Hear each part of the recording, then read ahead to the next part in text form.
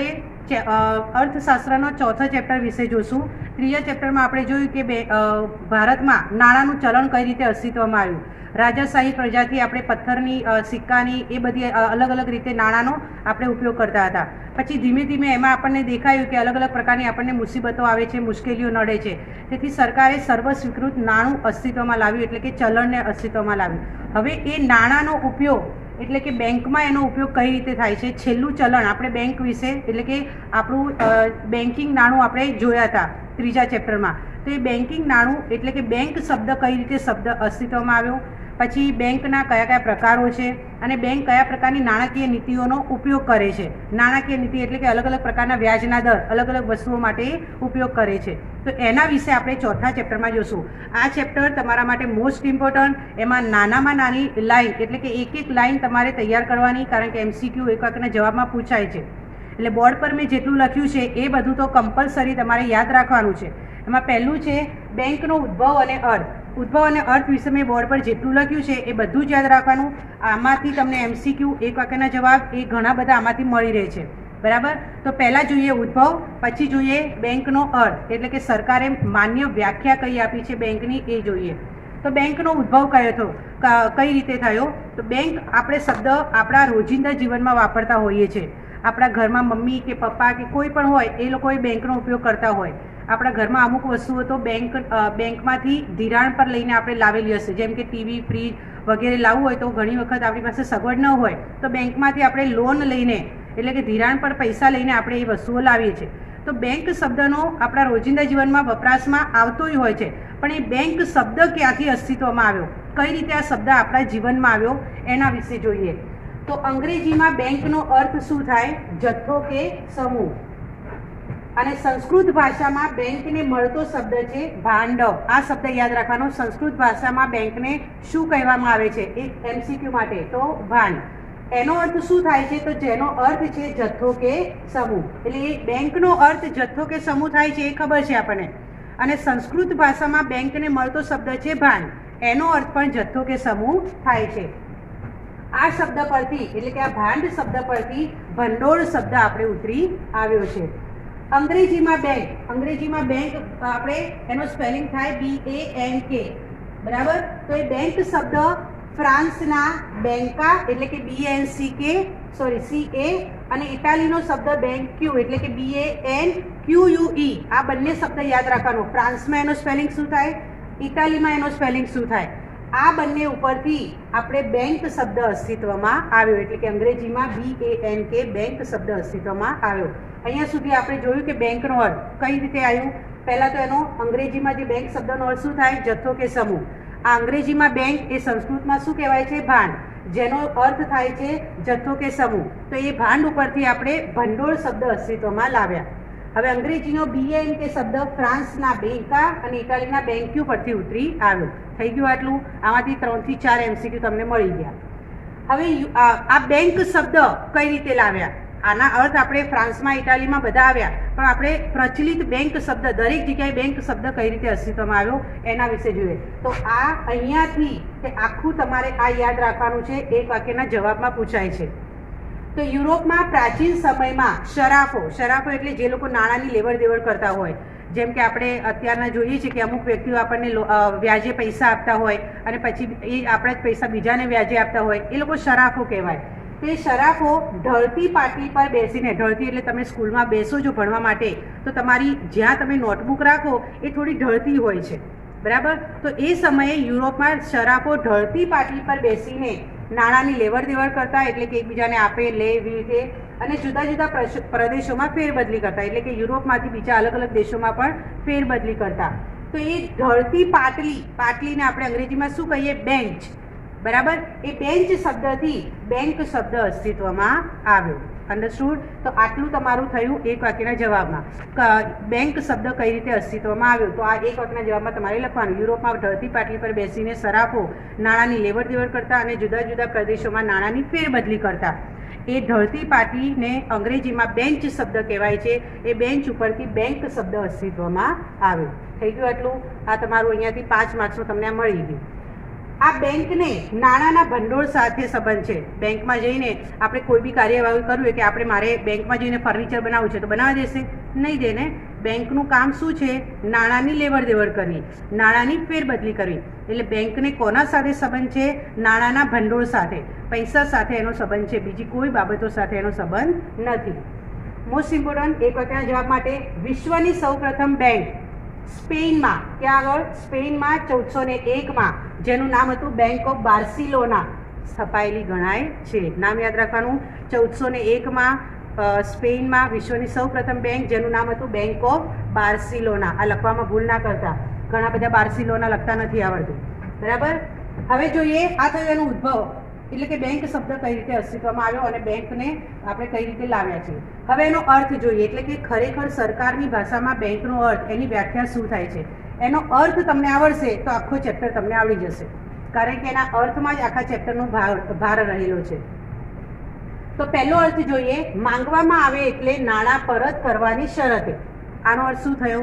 માંગવામાં આવે એટલે નાણાં પરત કરવાની શરતે.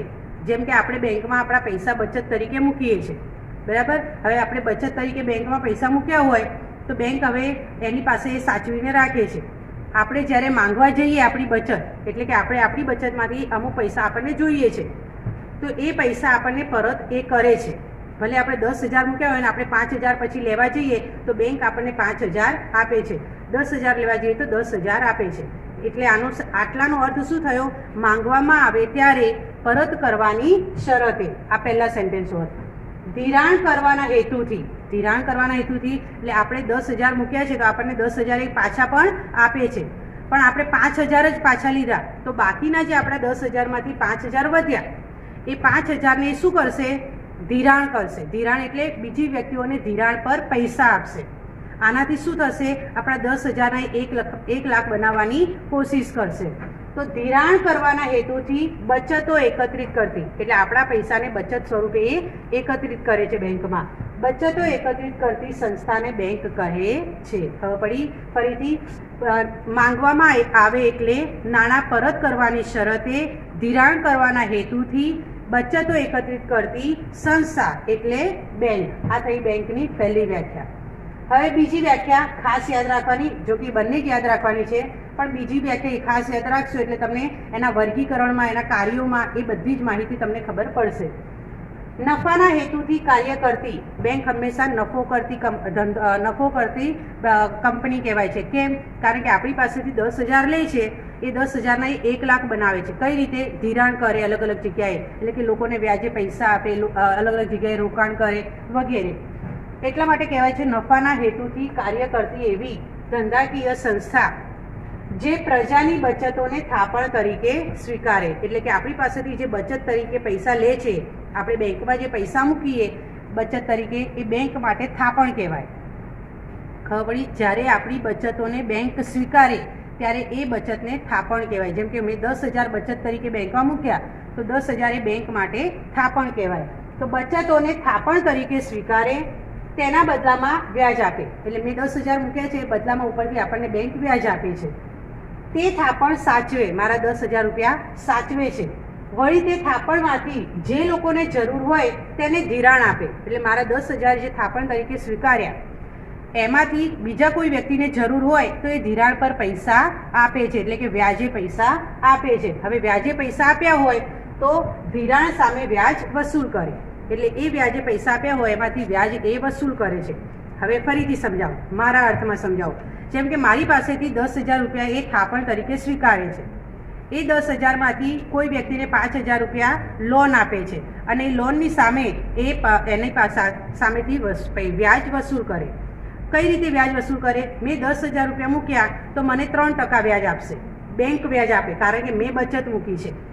મારા 10,000માંથી 5,000 બીજાને ધિરાણે પૈસા આપે છે, વ્યાજે પૈસા આપે, તો એ સામેવાળાની પાસેથી 5% વ્યાજ વસૂલ કરશે.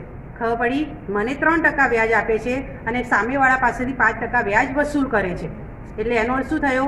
મને ઓછા વ્યાજ આપશે, બીજા પાસેથી વધુ વ્યાજ વસૂલ કરે, કારણ કે ઉધાર પૈસા આપ્યા.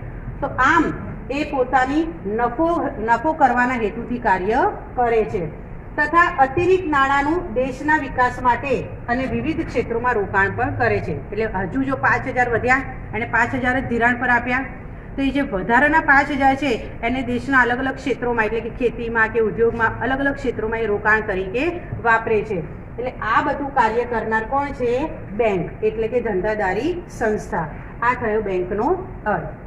હવે અહીંયા સુધી આપણે જોયું બેંકનો ઉદ્ભવ કઈ રીતે થયો, બેંકનો અર્થ શું છે. હવે જોઈએ બેંકનું વર્ગીકરણ, એટલે કે તેના પ્રકાર. બેંકના 2 પ્રકાર છે. એક વાણિજ્ય બેંક એટલે કે વેપારી બેંક, અને બીજું મધ્યસ્થ બેંક. આપણે ચેપ્ટરમાં 2 બેંક વિશે જોવાનું છે. વાણિજ્ય બેંકનો અર્થ શું થાય, તેના કાર્યો શું છે, એના કાર્યોમાં મુખ્ય અને ગૌણ કાર્યો. એવી જ રીતે મધ્યસ્થ બેંક એટલે કે આપણે મધ્યસ્થ બેંક એટલે કે રિઝર્વ બેંક ઓફ ઇન્ડિયા, એના પણ મુખ્ય કાર્ય અને ગૌણ કાર્ય. અને છેલ્લો ટોપિક આપણો થશે નાણાકીય નીતિ. તો પહેલાં જોઈએ આપણે વાણિજ્ય બેંક વિશે. તો એનો અર્થ શું થાય, આપણી 1949ની બેન્કિંગ કંપની ધારા મુજબ આ વેપારી બેંકની તમારે વ્યાખ્યા મોઢે કરવાની છે. કઈ વ્યાખ્યા આપી છે? તો વેપારી બેંક એટલે એવી સંસ્થા જે બેન્કિંગ અંગેના વ્યવહારો કરે. બેન્કિંગ અંગેના વ્યવહારો એટલે આ એની બીજા નંબરની વ્યાખ્યા બેન્કિંગની. આ બધા એના વ્યવહારો કહેવાય, એટલે કે આ બધું એ કાર્ય કરે છે.